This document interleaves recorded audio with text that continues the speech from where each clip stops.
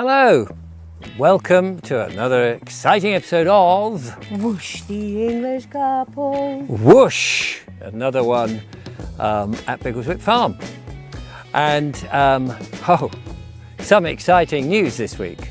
Last week on the thumbnail we put parched, and we were parched. We certainly were. And while we're not out of the woods yet, so to speak, and neither is most of the country, we had something that fell from the sky.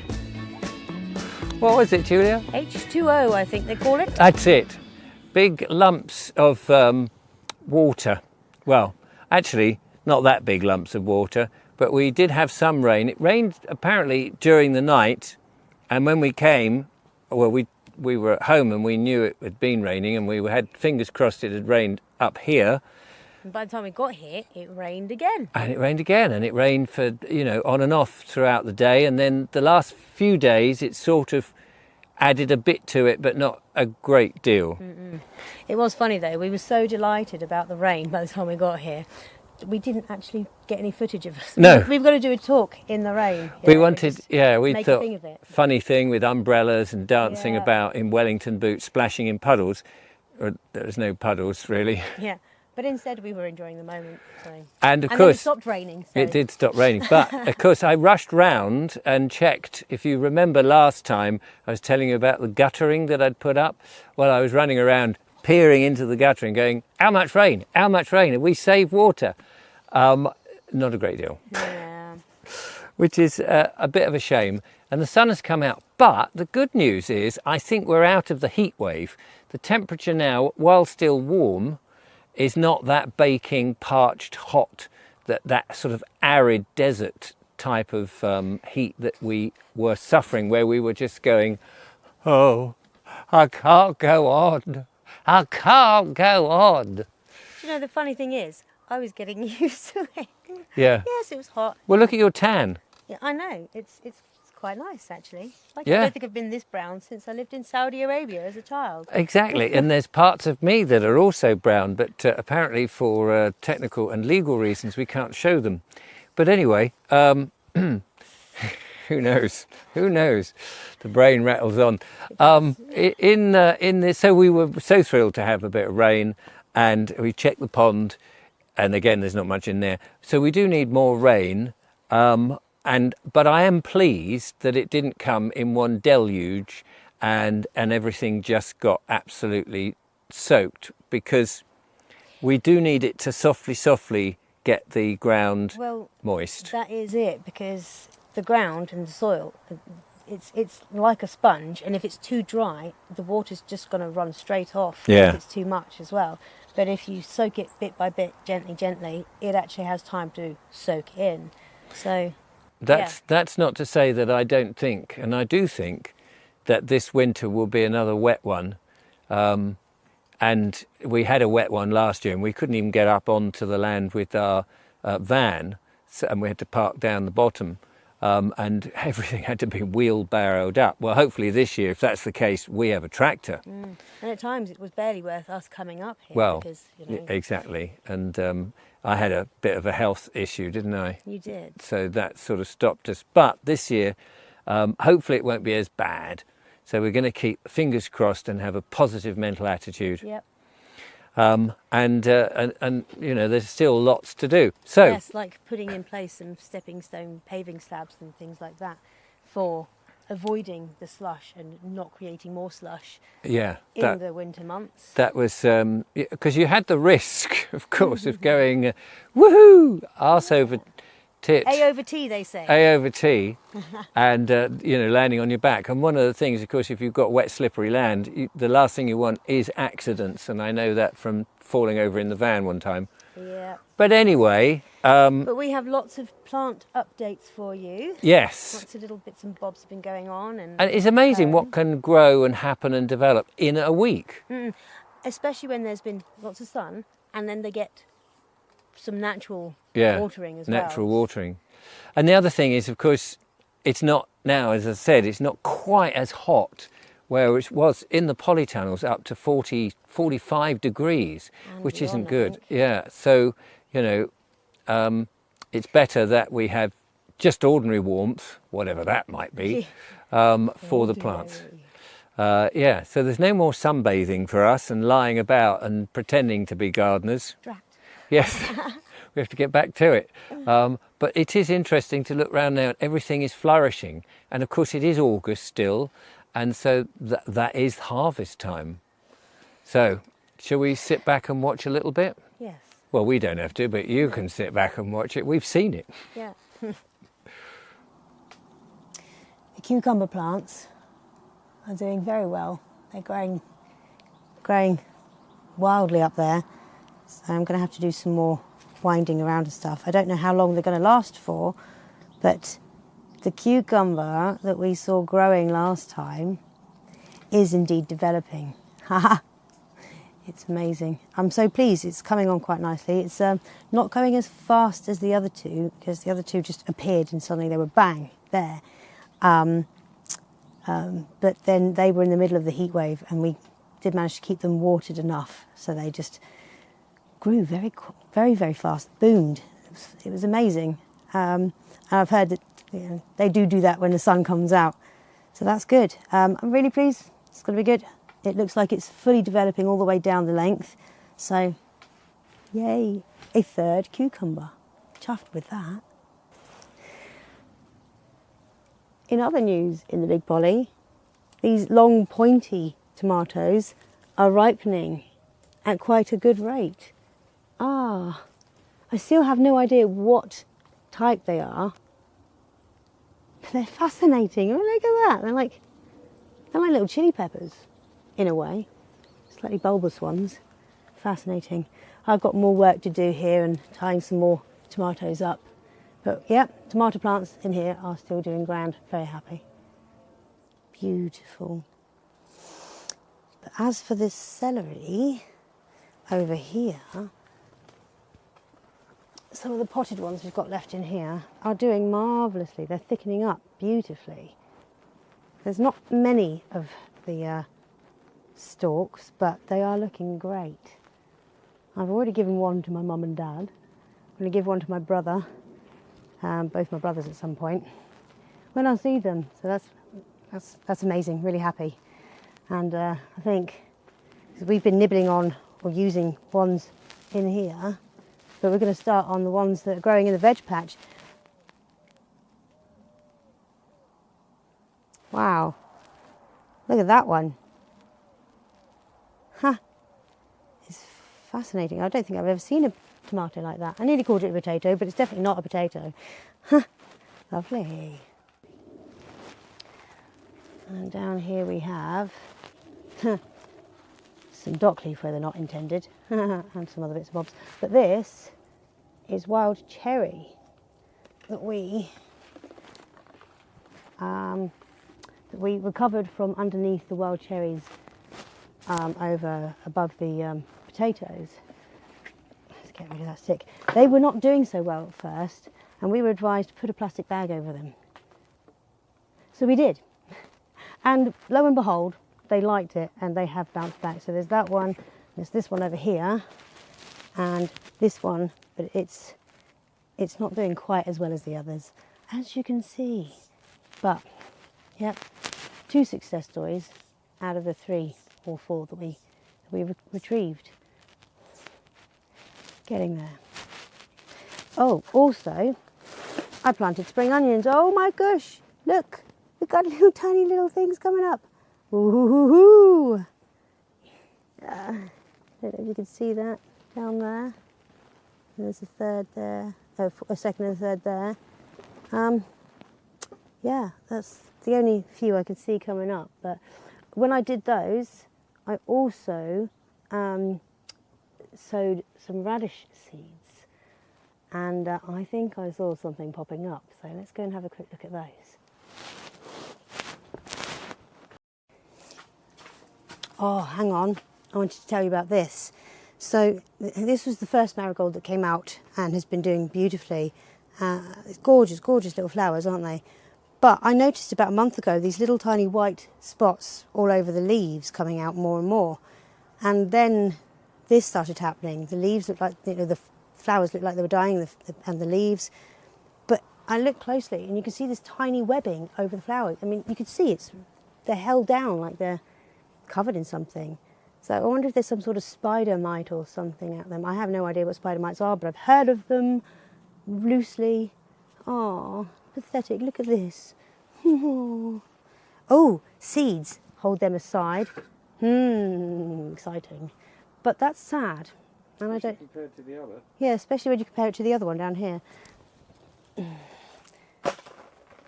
which has now lost its pot.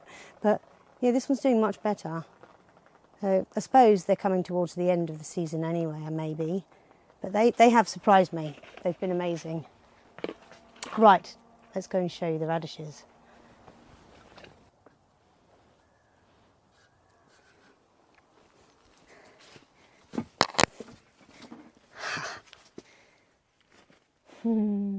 So, yes, I did see something coming up. Nice little radish here and another one here. There should be 5 in each little thing here and a 6th one in each of these bits. I know these aren't the proper potting or seeding trays or whatever, but we use what we can here.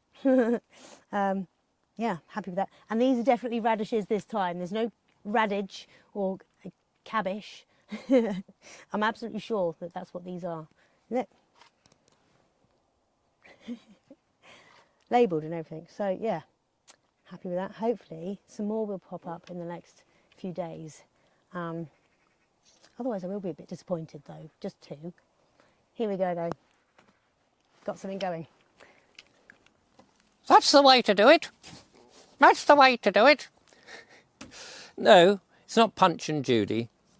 This is a little construction that Julia and I felt we needed to make. And as you can see, it is a box shape with a plastic roof, a corrugated plastic roof. The idea of the roof, of course, is at a slant. I'm going to put a gutter up here and a drain pipe to collect more water when it rains. As I'm filming this bit for the show, there is actually dark clouds coming over. So I've got to get on, because every raindrop is valuable. But what is it, you might ask? It looks very nice. Is it a shelter? Is it going to be for a compost loo? No, none of those things. This is... Oh, I need those. This is going to be a seeding shed. I was watching with Julia Charles Dowding, as you know, the king of no dig in recent times. And he was presenting his piece in a quite a big seeding shed, and he was showing all how to do his seeding and things and planting and all of that. And I thought, actually, what he's got is something that we haven't got, and I think would be very useful, because we've been using the polytunnels, or we've been outside, and the wind comes up, blows the seeds away, and it would be nice to have a little area that's sheltered, that when the seeds have been planted, they can be in here, so they're not getting scorched, as we saw in the summer months this year, when the heat was too intense in the polytunnels, or outside where they're just too exposed. So this really is going to have, I think, probably a horseshoe-shaped bench in here, that sort of thing, so that we can put seeds in trays and grow initially, of course, our winter crops, which we're still learning about.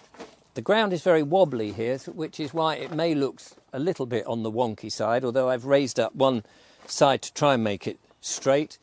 And you'll see in some of the shots that Julia very kindly took with her camera, we've put this featherboard on the side, and it's screwed in, it gives a nice finish, but then it also a lovely buffer from the wind coming along. At the top here, I want to put in a piece of trellis, really, so we get light coming through and some air, but I don't want it to be too open, but I don't want it to be enclosed with polythene, because it would get too hot. So we've yet to see what the trellis is going to look like, and we may, put some plants hanging off it and things like that. So it's very much embryonic at the moment, but it is sturdy, he says, trying not to trip over the board. It is sturdy. I'll tell you, it took a bit of effort getting the roof on. That was hit and miss. And yeah, these are the feather boards, and they're rather good. Well, I think it's going to rain in a minute, so if it does, it's another shelter. That's the other thing. If you're working out and it suddenly starts to rain, you may not want to sort of nip into the van or somewhere, or the polytunnel, but you could at least come in here and have a cup of tea maybe. But anyway, it's ongoing, and so hopefully next time you'll see it. Well, I'm rather hoping that it will be finished.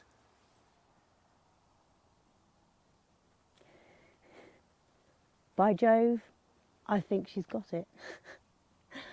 Finally.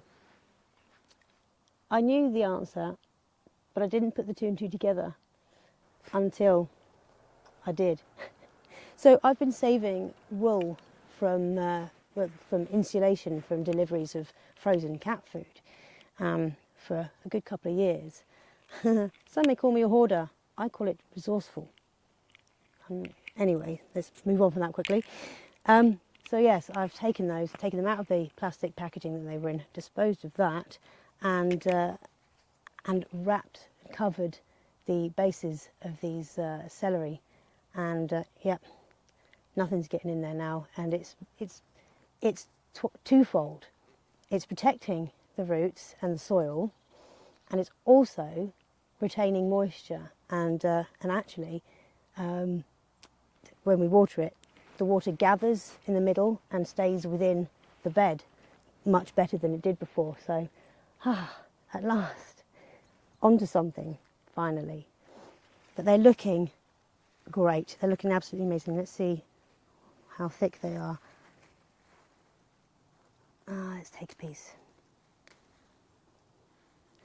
So, that's about the size that we've been eating lately, which is not terribly big, but still very full of flavour and most likely nutrients.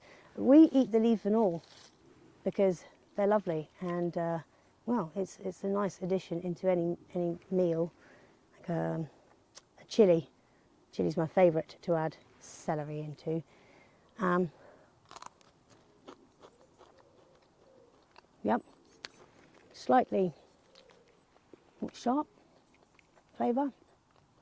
Probably because of its size, but yeah, they are chunking out nicely. I don't want to pluck any of the thicker stems for obvious reasons. They're not quite, some of them could be a bit taller. So I'm going to feed them again and see if we get this last push on thickening them up, because they're so beautiful. I love celery. Thank you so much, Sandy, the Wiltshireman.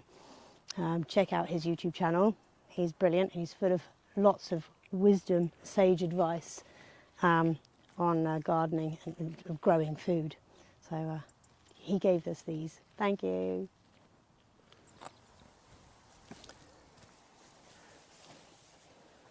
Tucked behind our water station, which is where a lot of the barrels have been kept, and I think we showed you before, is where in this tub, as you can see, are the green leaves of rhubarb. Now they're being attacked, I don't know what by. I often see wasps in this area, but then next to it is a willow, and it seems to me that wasps are attracted to the willow. I don't know if it's the sap in the willow that they like, but something. It hasn't done brilliantly. This started as a tiny little clump that we bought, and it's gone into clay. I was told it liked clay, but I'm having to keep this wet, and there are holes in the bottom of this, so I don't know how moist rhubarb needs to be. So if there's any rhubarb experts in there, but I've seen rhubarb on the shelves in farm shops, very big and sturdy. These are getting there, a bit like our celery. It's all first year, it's just taking a bit of time, but I'm looking forward to actually harvesting some of this. People do say that second and third years, it's where it really comes into its own. There's actually a bit of a dead wasp lying on one of those leaves, which is a shame. But yes, this one has, as you can see, has been eaten. We tried putting it initially in direct sunshine, and it didn't do at all well. And I figured, of course, the bigger the leaves, indicates that it likes to be in the shade and try to get as much sunshine as it can that way by the size of the leaves. Things in direct sunshine tend to have small leaves, don't they, if I've got that right. So this is why it's sort of tucked in here, but it may not be the right place, and it may not be in the right soil. It may be better in the ground. But let me take you to the other one that I planted, which was smaller, which has also not fared terribly well.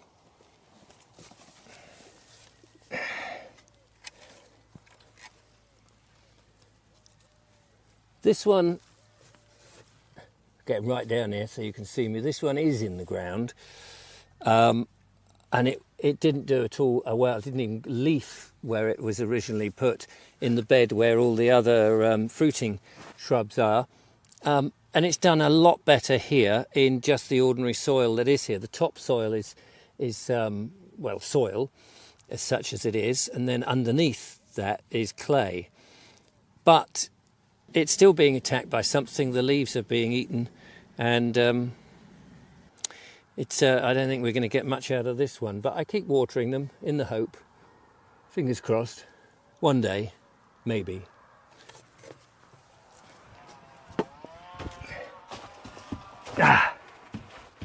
Now then, I just climbed into my van. As you can see, the van is a work van, but it still has the table from when Julia and I used to do our van life videos. Now you can see here, I hope you can see, I just put in my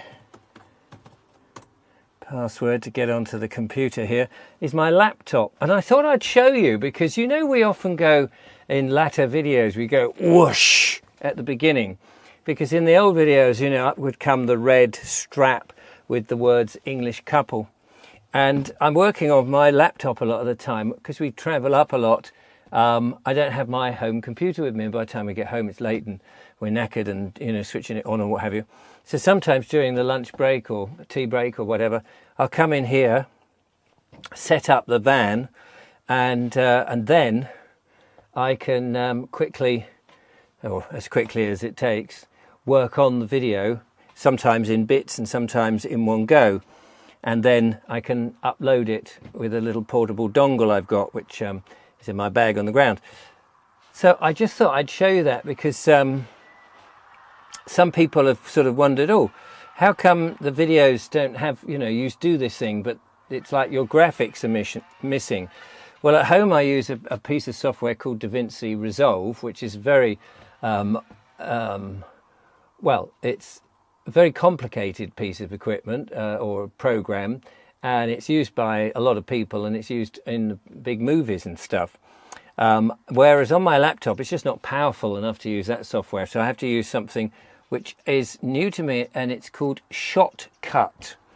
And so I basically use that, really, and I don't fully understand it, but I know it enough in order to get the video put together, which is, you know, what I'm trying to know. You can see any of that, which is what I'm trying to do here. So anyway, I better get back to it, otherwise you won't have an episode, and then I've got to finish off the old seed thing, building. So I say building, shed, seed shed. Yeah, you know what I mean. Right, where were we?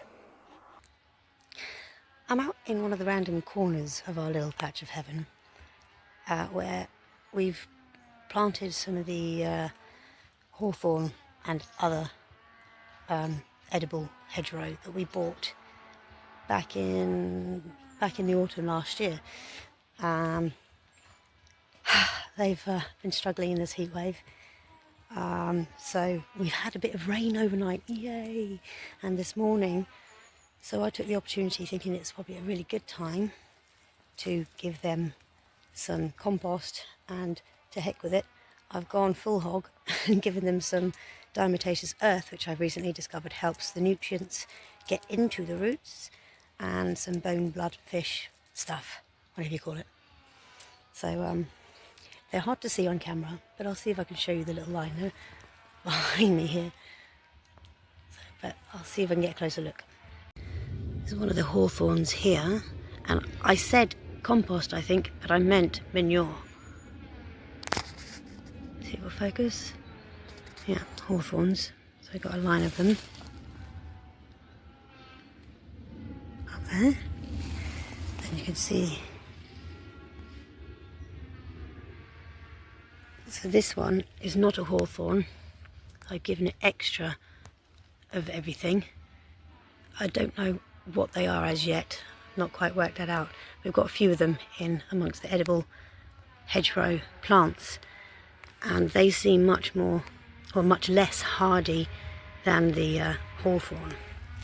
So I've given those ones a little bit extra. But hopefully this will help boost. Oh, look at that one. Well, hopefully this will help boost them up a little and recover from this drought that we've been suffering. There we go.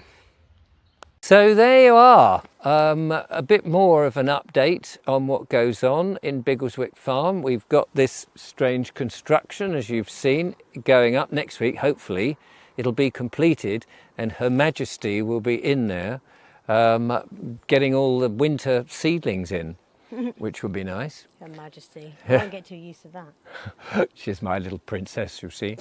I've got to buy her those wonderful, castles that she likes. It might just look like a wooden construction in Wonky Town, but that to her is a castle. Won't you take me to Wonky Town? Wonky Town expanding. It's lovely. It is lovely. And of course, everything is just resting on the ground. We don't have any hardcore, nothing cemented in, nothing is there that's going to be detrimental or couldn't be moved if we needed to shift it around a bit. And even if it was just abandoned, it would be reclaimed and taken back to nature. Yeah, that's very much very our ethos, isn't it? Exactly. Yeah. We do not want to scar the landscape. We only want to improve it and make it better and enjoy it with the wildlife that's here, even though that sometimes is a bit of a conflict. Oh yes, it is. I'm convinced that by next year, what with Mo the cat and us, some of the annoying rodents may have got the idea it's not a sensible place to be here. After all, we've been playing vole badminton. Well, we haven't really, but if it got to it, some days you're pulling your hair out, and difficult for me with the way that they attack things. But anyway, hopefully, unless we are drowned rats next week and we get too much rain, we ought to see you again with another update. Yes. And so we look forward to you tuning in, as they say. In the meantime, have a great week and enjoy what life has to offer. And if you are a grower, a gardener, a planter, a flower, then do tell us, what you're up to and any bits of help and advice. Of course, we always enjoy reading your comments, so that would be good to read too. Absolutely. We wouldn't be able to do half of what we do if it weren't for the solidification of comments and advice and the lovely support you all give us. So thank you very much for that. Much appreciated. Till next time. Tatty bye. Tatty bye. Did you just say solidification? I did. Gosh, that's a complicated word, isn't it? There are quite a few big words in there somewhere. I'm going to go and look that up in a dictionary.